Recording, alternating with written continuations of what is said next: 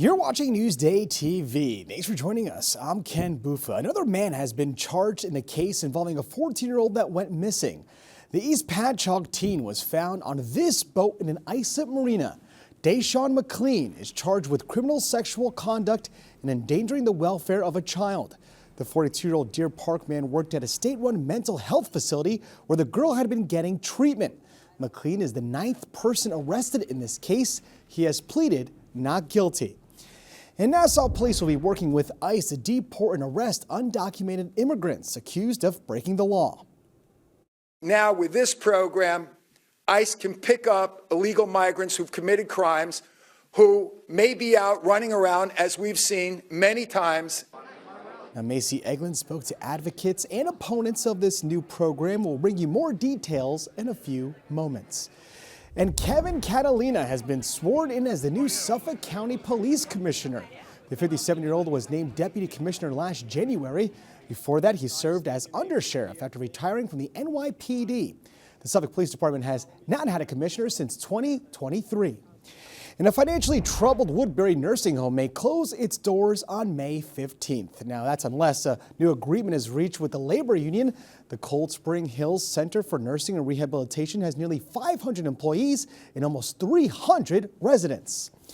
And 90,000 tons of sand is being brought to Tobay Beach as part of a dredging project. Now, the sand is being pumped from the Fire Island Inlet. The work is expected to be done by Memorial Day weekend. And 1,200 Long Island National Grid workers may go on strike this week. Now, this comes as negotiations for a new multi-year contract are underway. The union workers are expected to vote Wednesday night on this. All right, now let's take a quick look at tomorrow's weather, shall we? It was a pretty mild day today. Tomorrow it's going to be a little more chilly with temps in the 30s and clouds will be overhead. We'll have your 7-day forecast coming up in just a moment. I'm Macy Eglin. Nassau County Executive Bruce Blakeman announcing Nassau PD will partner with ICE agents in detaining and potentially deporting immigrants living here without the proper documentation. I want to stress that this program is about illegal migrants who have committed crimes. This isn't about raids. Blakeman says 10 Nassau detectives will be assigned to help ICE agents in arresting people who've committed a crime and are living here illegally.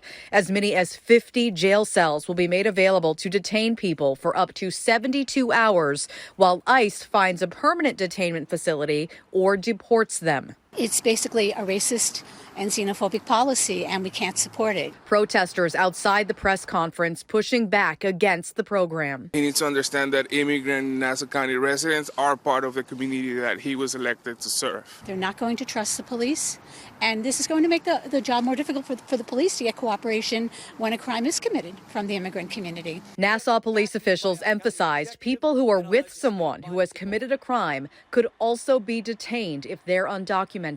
If there are people in those targeted enforcements that are illegally in that house with that MS-13 gangbanger and their name is checked, yes, we will be detaining them along with ICE. Census data shows as of 2022, Long Island was home to an estimated 112,000 undocumented immigrants. Reporting for Newsday TV, I'm Macy Eglin. Some Long Islanders say they're hopeful about a newly approved non-addictive painkiller. Virginia Huey has a story you'll see only in Newsday.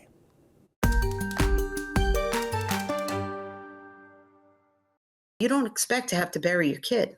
Lori Carbonero of Selden says her 22-year-old son Nicholas struggled with opioid addiction for years after being prescribed painkillers following gallbladder surgery. Every time you went back, they gave him more. Nicholas died of an overdose in 2014. We were told that none of this was addictive 11, 12 years ago. That's why Lori is cautiously optimistic about the FDA's approval of a new non-opioid pain medication, the first in a quarter century. It's called Journavex. The oral medication is designed to eliminate the risk of addiction and overdose associated with opioids. This works in right where the injury is, and it stops the transmission of the pain from the site of injury to the brain. So there's no euphoria. There's no potential for addiction. The new drug will cost $15.50 per pill, making it more expensive than opioids.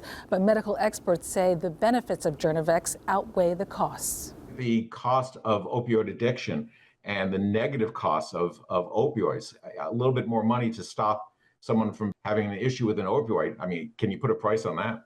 Lori says after being told opioids were non-addictive when they were prescribed for her son, she plans to take a wait-and-see attitude about Journavex and hopes to learn more about the drug and its long-term effects. I'm like a watchdog with this stuff now. Now that I know about it more, we'll be paying attention as a group. I know we will. For Newsday TV, I'm Virginia Huey.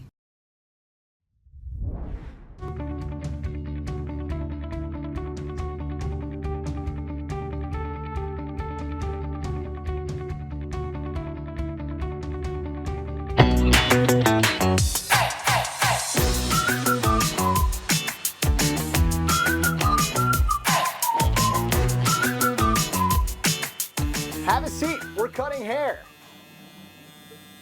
Just kidding. I'm just kidding.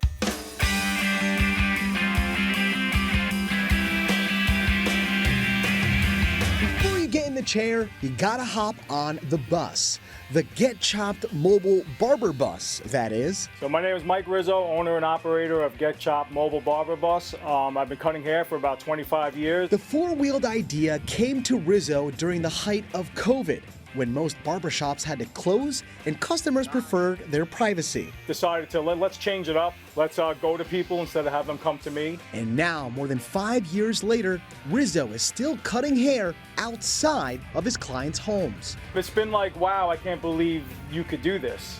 Being a barber is tough enough, but Rizzo says being a mobile barber brings its own unique set of challenges. It makes it more difficult, being a mobile barber than actually working in a barbershop because you're on a time frame. Because you got to get to the next guy. I got to make sure, I schedule everybody, accordingly to where they live. And, I don't want to waste gas back and forth. And even with traffic, distance, and fuel on his mind, it has not stopped the rolling shop owner from decking out his ride with arcade-style games, plenty of retro decor, and Back to the Future collectibles. I'm just a big time travel guy. I just love, I just love everything about time travel. And if you ask his customers, they love the forward thinking. I feel like it's funnier than actually going to a shop because you don't have to go anywhere. It's safe to say this job is unlike most you see or even share a road with. But to Rizzo, it could be the future of haircuts, so long as you have the fuel and heart to run it. I just want to be unique. I want to be different than every other barber that they go see.